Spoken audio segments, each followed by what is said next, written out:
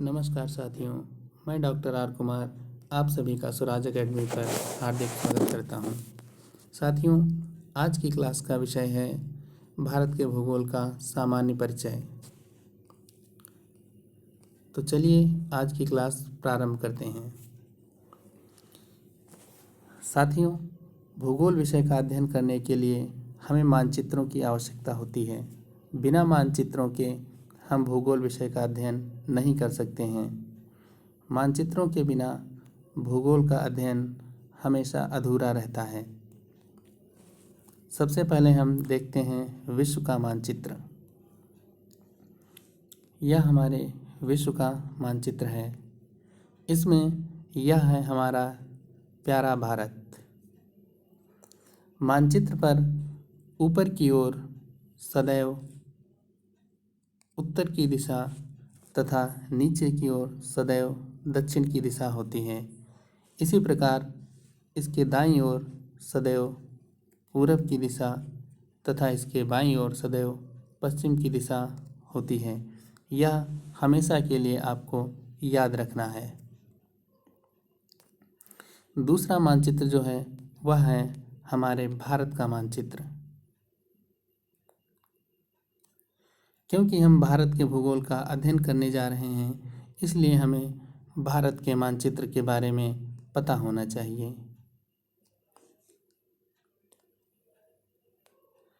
भारत का भूगोल सामान्य परिचय। सामान्य परिचय के अंतर्गत सबसे पहले हम जानेंगे भारत की अवस्थिति क्या है। जी दोस्तों सॉरी,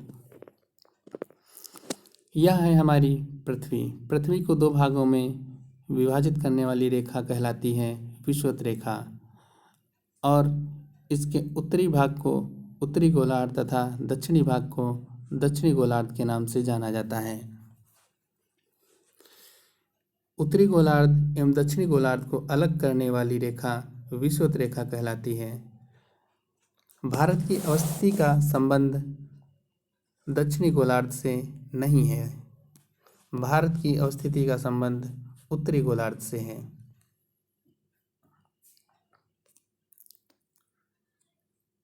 अगर हम पृथ्वी को इस तरीके से दो भागों में विभाजित कर देते हैं तो यह वाला भाग पूर्वी गोलार्ध तथा यह वाला भाग पश्चिमी गोलार्ध कहलाता है। इस तरीके का विभाजन हम अंतर्राष्ट्रीय मानक समय रेखा तथा अंतर्राष्ट्रीय तिथि रेखा के सहारे करते हैं। पूर्वी गोलार्ध को पश्चिमी गोलार्ध से अलग करने वाली यही दो रेखाएं हैं। इसमें भारत का संबंध उत्तरी गोलार्ध से तथा पूर्वी गोलार्ध से होता है, और भारत का जिन गोलार्धों से संबंध नहीं होता है उनमें दक्षिणी गोलार्ध तथा पश्चिमी गोलार्ध हैं।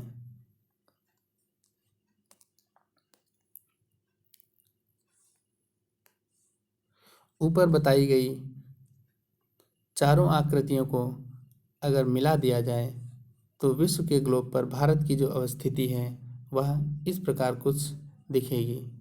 यह है दक्षिणी गोलार्ध जिससे भारत का कोई संबंध नहीं है। यह है पश्चिमी गोलार्ध जिससे भारत का कोई संबंध नहीं है। इस प्रकार देखते हैं हम तो भारत उत्तरी गोलार्ध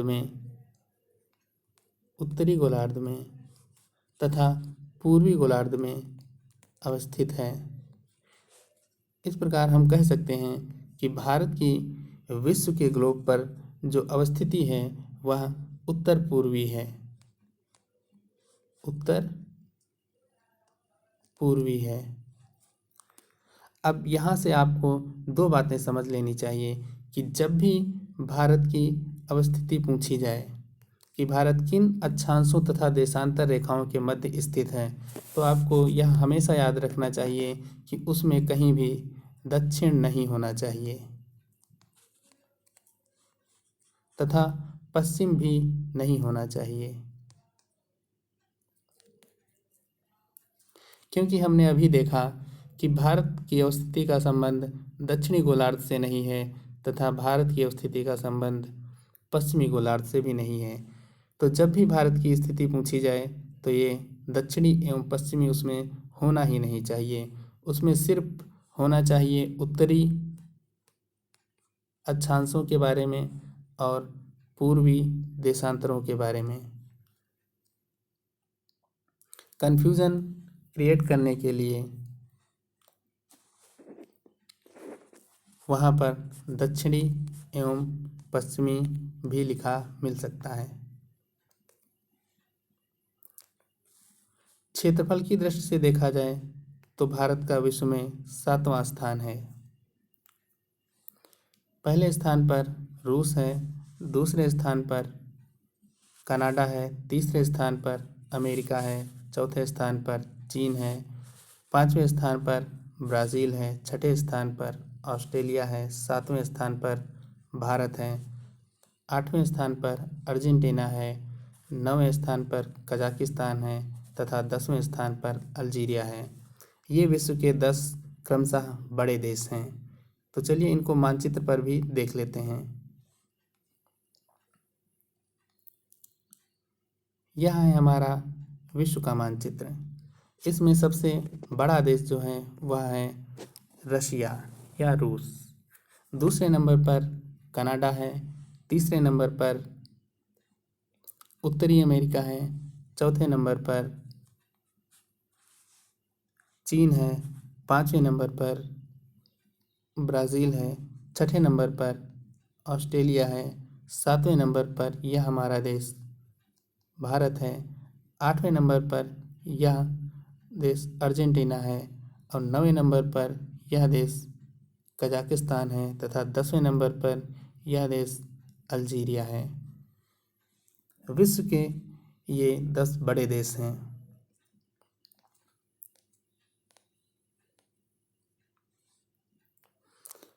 भारत के क्षेत्रफल की बात की जाए तो भारत का कुल क्षेत्रफल 32,87,263 वर्ग किलोमीटर है। विश्व के कुल क्षेत्रफल में इसकी हिस्सेदारी 2.4% है।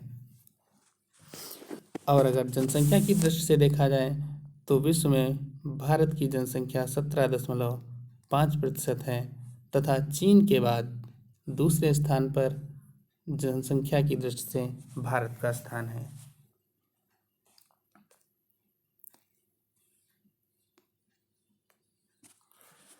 भारत का उत्तर से दक्षिण तक जो विस्तार है उसकी लंबाई 3,214 किलोमीटर है तथा पश्चिम से पूर्व की ओर इसकी लंबाई 2,933 किलोमीटर है।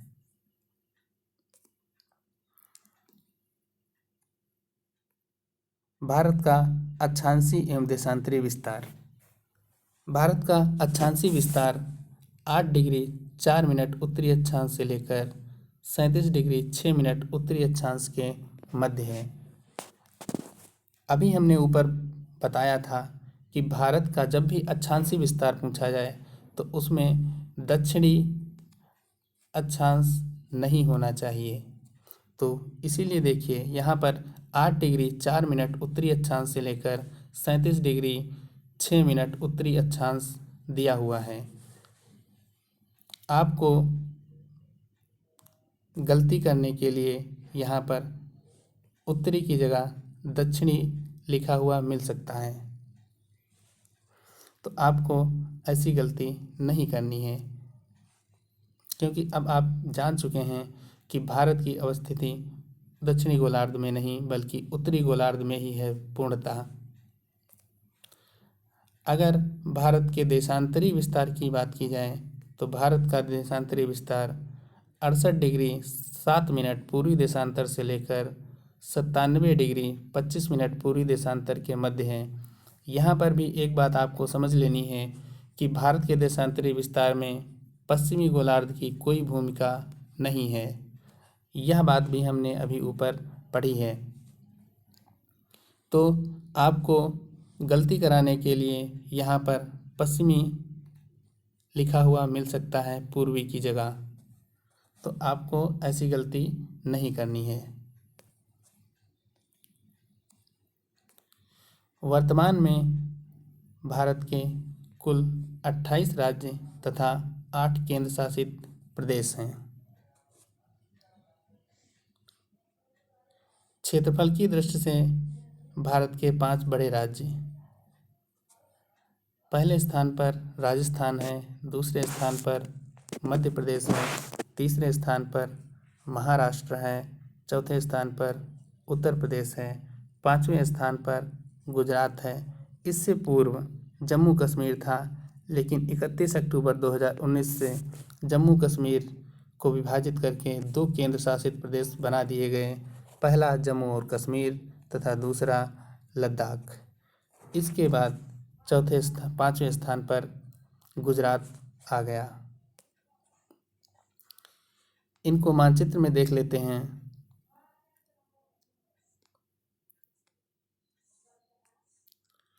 यह है भारत का सबसे बड़ा राज्य राजस्थान। दूसरे स्थान पर मध्य प्रदेश, तीसरे स्थान पर महाराष्ट्र, चौथे स्थान पर उत्तर प्रदेश तथा 5वें स्थान पर गुजरात।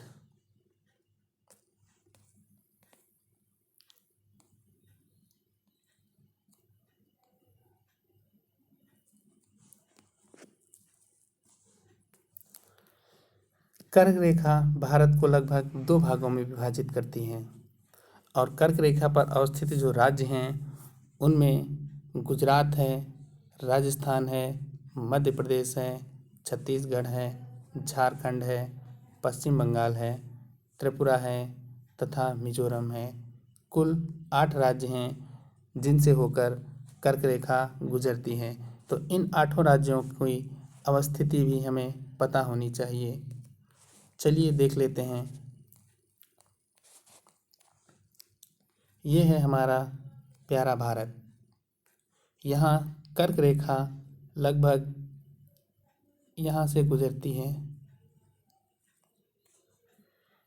यह है 23.5 डिग्री उत्तरी अक्षांश। इसमें पहले स्थान पर गुजरात है, दूसरे स्थान पर राजस्थान है, तीसरे स्थान पर मध्य प्रदेश है, चौथे स्थान पर छत्तीसगढ़ है, 5वें स्थान पर झारखंड है, 6ठे स्थान पर पश्चिम बंगाल है, 7वें स्थान पर त्रिपुरा है और 8वें स्थान पर मिजोरम है। आपको यह बात ध्यान रखनी है कि इसमें महाराष्ट्र नहीं है और उड़ीसा नहीं है, अर्थात जो कर्क रेखा है वह महाराष्ट्र और उड़ीसा से होकर नहीं गुजरती है।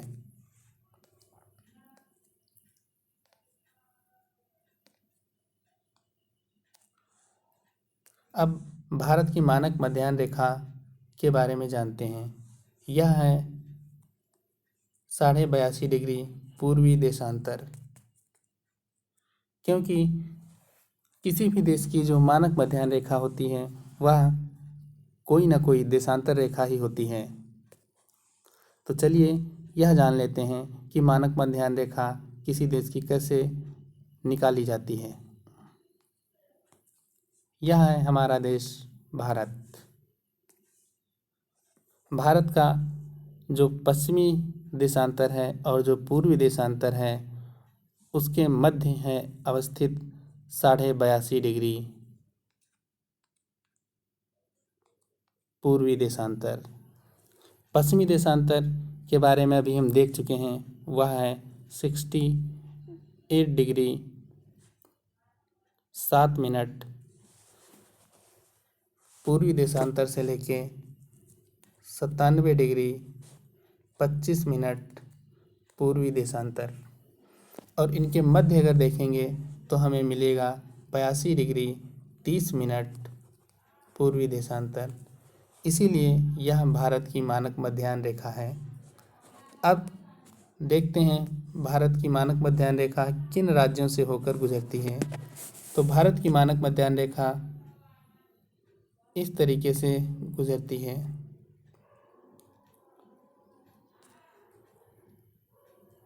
इस तरीके से गुजरती है। तो मानक मध्याह्न रेखा पर 5 राज्य स्थित हैं। सबसे पहले उत्तर प्रदेश है, दूसरे स्थान पर मध्य प्रदेश है, तीसरे स्थान पर छत्तीसगढ़ है, चौथे स्थान पर उड़ीसा है और अंतिम 5वें स्थान पर आंध्र प्रदेश है। अब इसमें देखने वाली यह बात है कि जो मानक मध्याह्न रेखा है और जो विषुवत रेखा है, यह दोनों रेखाएं किन राज्यों से होकर गुजरती हैं। तो ऐसे दो राज्य हैं जिनसे होकर ये दोनों रेखाएं गुजरती हैं। उनमें से पहला है मध्य प्रदेश और दूसरा है छत्तीसगढ़। यह बात भी आपको याद रखनी चाहिए।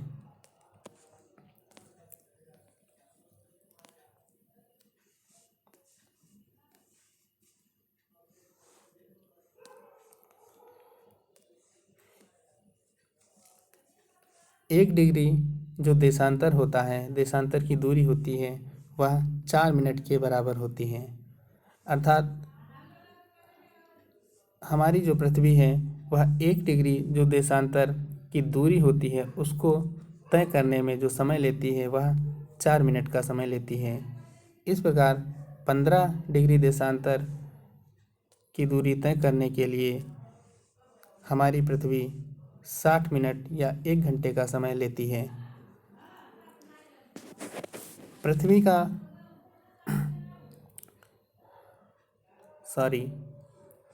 भारत का जो मानक समय है वह ग्रीनविच माध्य से जो विश्व स्तर पर समय निर्धारित करने की रेखा है उससे 5 घंटे 30 मिनट आगे रहता है। कर्क रेखा के निकट स्थित भारतीय नगर।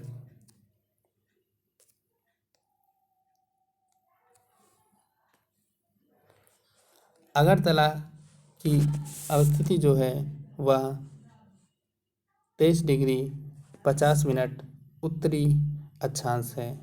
गांधीनगर की जो अवस्थिति है वह 23 डिग्री 13 मिनट उत्तरी अक्षांश है। कर्क रेखा के सर्वाधिक निकट यही नगर स्थित है। इसके बाद जबलपुर की स्थिति 23 डिग्री 11 मिनट उत्तरी अक्षांश है। उज्जैन की अवस्थिति 23 डिग्री 9 मिनट उत्तरी अक्षांश है। दिल्ली की अवस्थिति 28 डिग्री 61 मिनट उत्तरी अक्षांश है। कोलकाता की स्थिति 22 डिग्री 33 मिनट उत्तर है। जोधपुर की स्थिति 26 डिग्री 29 मिनट उत्तरी अक्षांश है। नागपुर की 21 डिग्री 6 मिनट उत्तरी अक्षांश है। अहमदाबाद की स्थिति 23 डिग्री 2 मिनट उत्तरी अक्षांश है तथा वाराणसी की 25 डिग्री 18 मिनट उत्तरी अक्षांश है। भारत के ये प्रमुख नगर हैं जिनकी उत्तरी अक्षांशों के संबंध में जानकारी होना आवश्यक है। यहाँ से प्रश्न पूछे गए हैं। 31 अक्टूबर 2019 से भारत का उत्तरी राज्य हिमाचल प्रदेश हो गया। इससे पहले जम्मू कश्मीर था। क्योंकि जम्मू कश्मीर केंद्र शासित प्रदेश 2 केंद्र शासित प्रदेशों में विभाजित हो गया, इसलिए अब भारत का उत्तरी राज्य हिमाचल प्रदेश तथा दक्षिणी राज्य तमिलनाडु है। पश्चिमी राज्य गुजरात तथा पूर्वी राज्य अरुणाचल प्रदेश है। उत्तर में भारत का जो बिंदु है वह इंदिरा कॉल है तथा दक्षिण में अगर मुख्य भाग से देखा जाए तो कन्याकुमारी और अगर द्वीपों को भी मिला लिया जाए तो इंदिरा पॉइंट है जो ग्रेट निकोबार में स्थित है।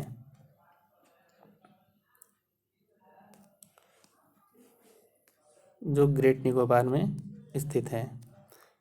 पश्चिम में गोरा मोता है जो गुजरात में स्थित है तथा पूर्व में किबिथु है जो अरुणाचल प्रदेश में स्थित है।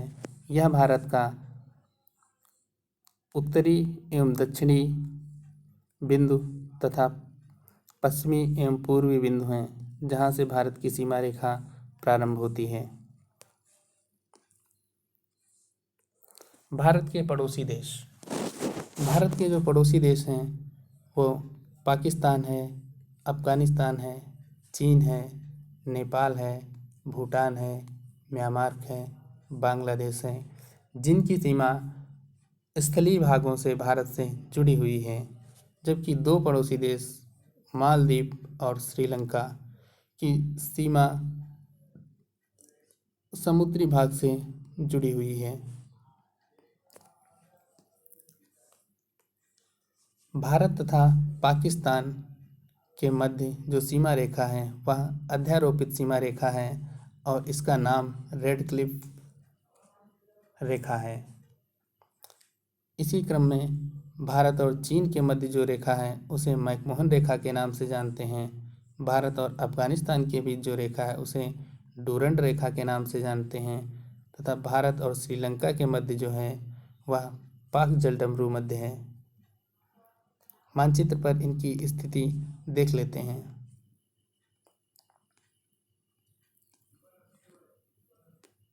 यह है हमारा प्यारा भारत। इसमें यह है पाकिस्तान के मध्य सीमा रेखा जिसे रेड क्लिफ के नाम से जाना जाता है।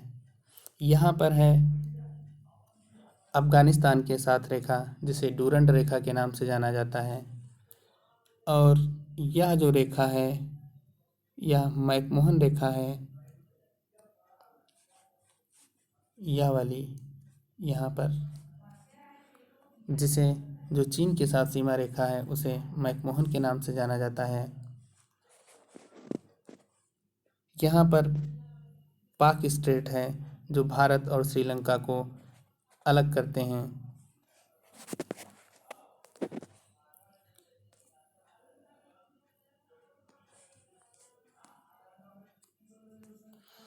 भारत की जो सबसे लंबी स्थलीय सीमा है वह बांग्लादेश के साथ है। आपको मानचित्र पर बांग्लादेश दिखाया जा चुका है और सबसे छोटी रेखा जो है वह 106 किलोमीटर अफगानिस्तान के साथ है। भारत के तटवर्ती राज्य। भारत के तटवर्ती राज्यों की बात की जाए तो गुजरात है, महाराष्ट्र है, गोवा है, कर्नाटक है, केरल है, तमिलनाडु है, आंध्र प्रदेश है, उड़ीसा है तथा पश्चिम बंगाल है। इसमें सबसे लंबी तटरेखा जो है वह गुजरात की है और सबसे छोटी जो तटरेखा है वह गोवा की है। तो तटवर्ती राज्यों को मानचित्र पर भी देख लिया जाए।